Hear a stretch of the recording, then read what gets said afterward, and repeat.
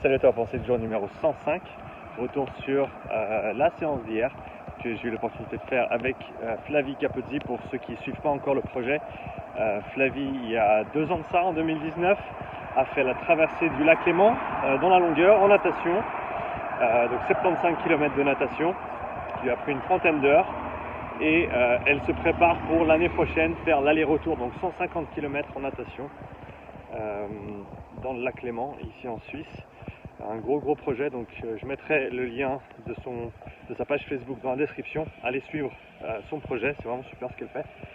Et donc hier on est allé à la piscine, deuxième séance avec Flavie dans l'eau pour essayer de collecter quelques données avec les Moxy. Donc on avait déjà fait une séance il y a 2-3 semaines de ça. Ce qu'on avait fait à ce moment-là, c'était qu'on avait essayé de mettre un capteur sur le triceps, un sur le grand dorsal et un sur la cuisse, un sur le droit fémoral. Ce qu'on avait vu, c'était déjà que au niveau de la jambe, c'est pas nécessairement un type d'événement qui va grandement solliciter les jambes.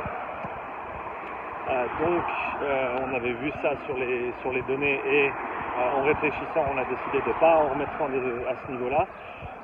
Grand dorsal avait bien tenu l'autre fois et le triceps avait pas tenu à cause du tape et de l'eau. Donc cette fois-ci, on a eu une approche un petit peu différente. Tout ça en collaboration avec son coach donc son coach de natation.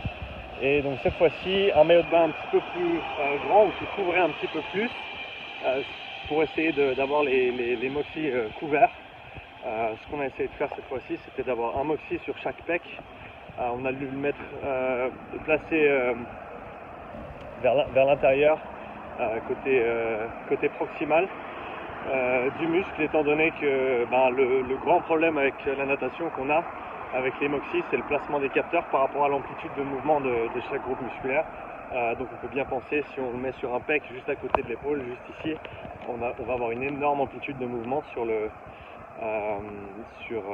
mouvement de nage.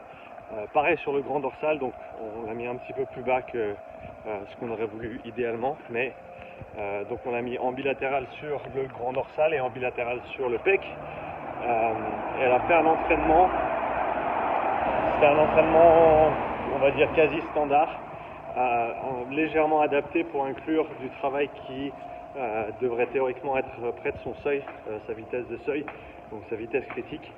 Et l'idée, c'était de voir si on pouvait déjà voir ce type d'informations sur la saturation en oxygène.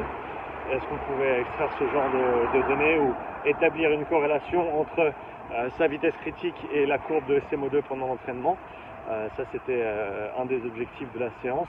Et aussi simplement voir si le placement des capteurs était approprié et si les données étaient traitables, utilisables. Donc compte rendu de la séance, j'ai pas encore eu l'opportunité d'analyser les données, de les regarder. Je suis en train de les extraire et je vais prendre un petit peu de temps dès que j'ai l'opportunité pour regarder tout ça en détail. Mais déjà pour commencer, placement des capteurs. Le Moxy sur le grand dorsal gauche a bien tenu toute la séance, c'était plus d'1 heure. Elle a passé plus d'1 heure dans l'eau, donc c'est bien que ça ait tenu tout le long. Donc voilà, grand dorsal gauche a bien tenu, grand dorsal droit a tenu à peu près la moitié de la séance, en sachant que c'est le côté où elle respire, et donc il y a plus d'amplitude de mouvement de ce côté-là.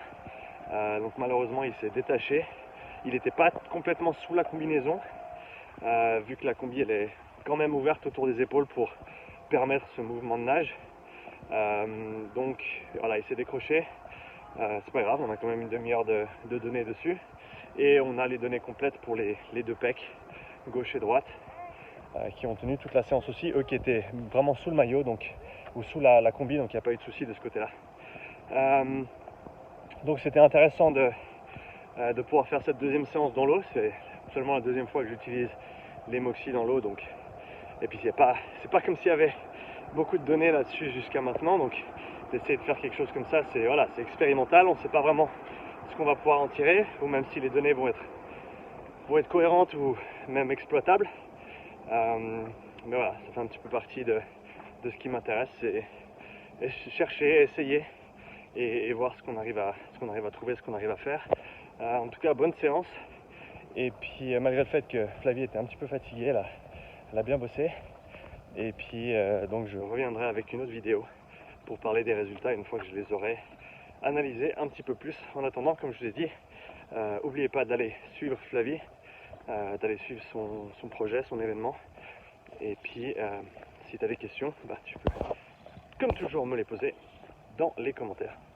Et à bientôt pour une nouvelle pensée du jour. Ciao.